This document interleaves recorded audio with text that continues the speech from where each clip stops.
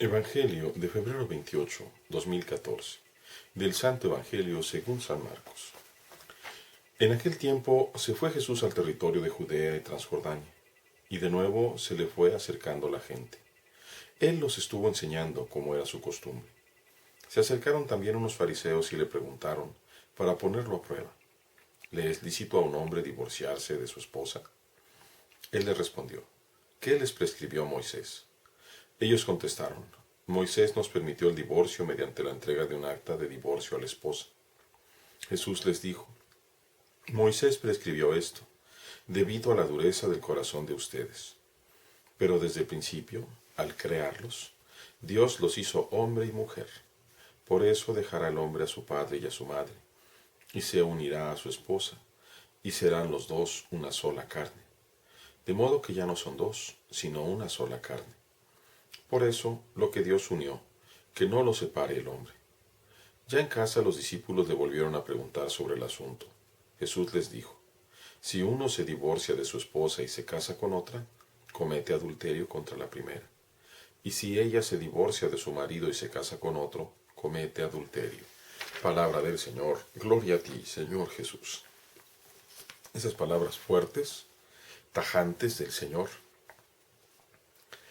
son justamente una enseñanza para todos nosotros y son una respuesta muy directa a esta prueba, a esta tentación de parte de los fariseos.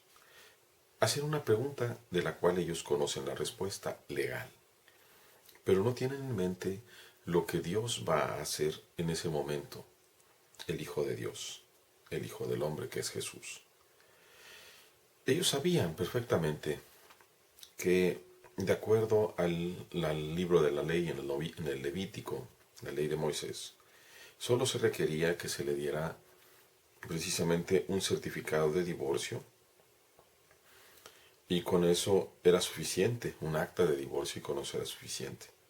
Por eso ellos preguntan, quieren tentar a Jesús, ¿le es lícito al hombre divorciarse o no?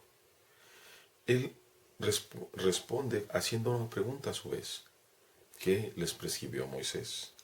Y ellos contestan lo que ya traían entre manos, que le diéramos un acta de divorcio a la esposa.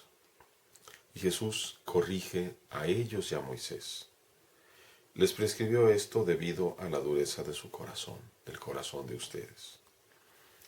Pero desde el principio Dios los hizo hombre y mujer, para que el hombre dejara a su padre y a su madre y se uniera a su esposa, y vinieran a ser una sola carne. Y dice el Señor Jesús, lo que Dios ha unido no lo separe el hombre. Y todavía lo vuelve a reafirmar en presencia de sus discípulos.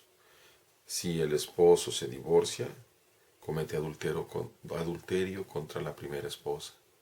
Si la esposa se divorcia y se vuelve a casar, comete adulterio contra el primer esposo. No nos gusta escuchar esas palabras tan claras, sobre todo ahora que estamos escuchando hablar tanto del sínodo, de la familia, de la atención pastoral para los divorciados vueltos a casar. El Evangelio de San Mateo tiene una excepción, en donde ponen en labios de Jesús, salvo en el caso de adulterio. O la traducción ya dice, salvo en el caso de una unión ilegítima. Que se divorcie salvo en el caso de una unión ilegítima. Durante muchos siglos, durante 19 siglos, se pensó que el Evangelio de Mateo era el más antiguo. Por eso está el primero en el canon, es decir, el primero inmediatamente de los Evangelios. Mas ahora se sabe con certeza que Marcos es el más antiguo de los Evangelios. Y por lo mismo es un Evangelio que es más básico, que es más escueto, más corto inclusive. Y podríamos decir, debido a este cambio en la enseñanza, en el magisterio de los rabinos, de los hebreos, no podemos dudar que es justamente una aportación del Señor Jesucristo. Lo que Dios ha unido no lo separe el hombre. Qué situación tan difícil, justamente, y tan riesgosa decidir a casarse.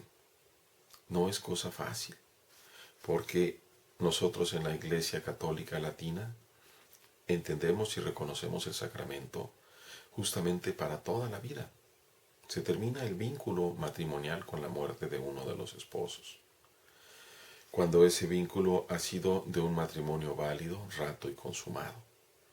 Es decir, que ha tenido todas las características que debe de tener el matrimonio, que se ha consumado, ¿verdad?, que se ha realizado de acuerdo a la forma canónica y se ha consumado en la unión íntima conyugal. Es irrompible ese matrimonio. Así que hay que tener mucho cuidado, las parejas que se planean casar, pues conocer muy bien a los futuros esposos, esposas. Muchas veces el periodo de noviazgo es un periodo de color de rosa. Nadie se enoja, todos ceden. Y lo que hace falta es conocerse precisamente en las dificultades, en los enojos, ver si se es violento, hacerse a la idea de cómo es el otro para poder convivir con él toda la vida.